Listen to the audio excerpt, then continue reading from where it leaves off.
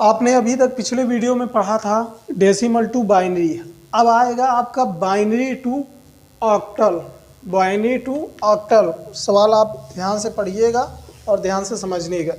जो चीज़ आपको ना समझ में आए वो कमेंट बॉक्स में ज़रूर बताइएगा, जिससे हम आपको और बेहतरीन पढ़ा सकें। आपका नेक्स्ट सवाल होगा binary to octal. Binary to octal. देखो, बाइनरी का आधार क्या होता है? 2 होता है, और ऑक्टल में आपको पहले वीडियो में बताया गया था कि इसमें संख्याएं जो पाई जाती हैं वो 0 से लेकर 7 तक पाई जाती है, अन्यथा कोई भी इसके ऊपर संख्या नहीं ली जाती।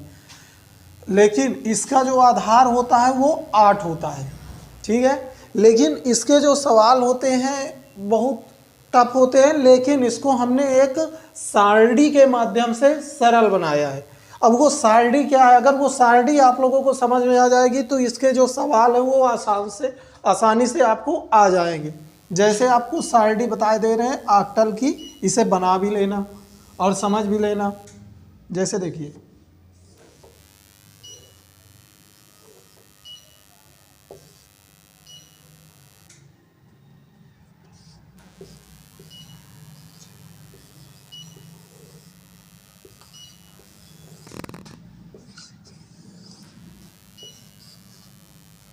अब इसमें क्या होता है कि अगर 8 है, 8 की अगर मल्टीप्लाई कराएंगे, जैसे 1 दूनी 2 दूनी 4 दूनी 8, यानी कि ज़्यादा संख्या हो रही है।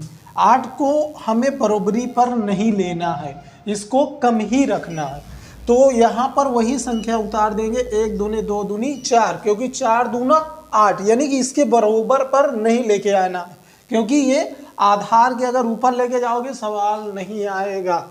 अब इसको कैसे बनाते हैं वो सारणी समझो। जैसे ऊपर लिखा है 4, क्योंकि जो सारणी आपकी बनेगी वो बनेगी बाइनरी में। तो बाइनरी में बनने बाद तो इसमें कौन सी संख्या उतरेंगी? 0 और 1 उतरेंगी, क्योंकि ये सारणी जो बन रही है वो बाइनरी में बन रही है। तो इसमें जो 0 और 1 उतरेंगी तो वो कैसे लिखते हैं? देखो, पहले कंप्यूटर आप ही रहता है कि ऑन ही रहता है? आप ही रहता है ना। तो इसीलिए क्या है कि पहले क्या रखेंगे? 0, यानी कि 4 बार 0, 4 बार 1, 1 2 3 और 4, और 1 2 3 और 4। फिर आपका 2 है, 2 बार 0, 2 बार 1, 2 बार 0, 2 बार 1। फिर इसमें क्या होगा? 0 1 0 1 0 1 0 1। यानी कि ये सारणी आप अगर याद करोगे नहीं याद हो पाएगी। अब सारणी को हल्का समझ बस लो, क्योंकि जैसे आप लोग पहले कक्षा 2 और 1 में भाग देते थे, तो वो अगर भाग को चेक करना होता था तो हमें गुणा करना पड़ता था। तो इसी तरह इसमें है, ये सवाल को चेक करने के लिए हमें क्या करना पड़ेगा? ये सारणी में देखना पड़ेगा कि हमारा आंसर सही है या गलत है। तो अब देखते हैं क्या करते हैं।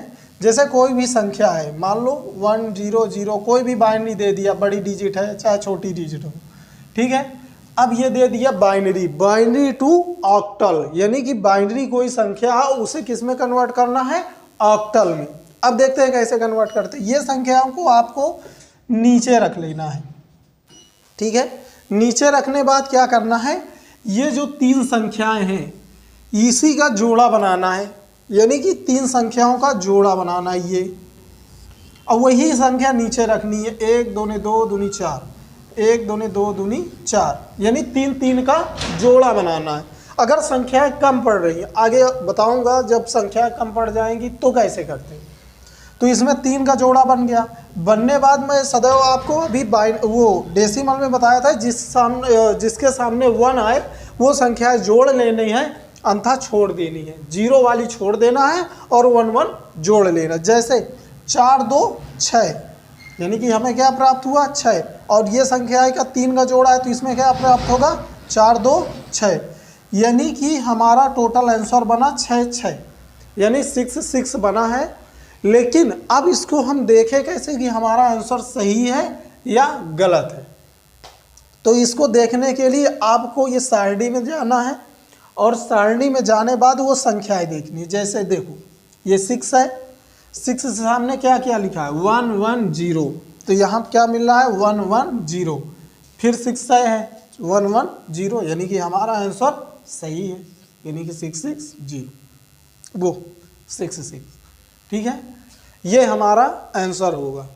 अब मान लो कभी कभी संख्याएं बढ़ा के दे देता है, यानी कि संख्या लंबी रहेगी बाइनरी की तो जोड़ा भी नहीं बन पाता।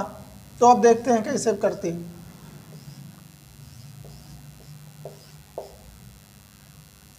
अब जैसे ये बाइनरी है, बाइनरी टू ऑक्टल, ठीक है। अब इसमें क्या करते हैं, कि ये संख्या है पहले नीचे उतार लेंगे, उतारने बाद क्या है कि इसका 3 का जोड़ा बना देंगे, एक ये बन गया, एक ये बन गया। अब ये जोड़ा बनने के काबिल नहीं है क्योंकि इसमें 2 ही संख्या है। अब इसको क्या करते हैं, अपने से एक 0 बढ़ा के इसका जोड़ा हम कंप्लीट कर देते हैं और वही 1 दूनी 2 दूनी 4 वाला फार्मूला लगा देते हैं।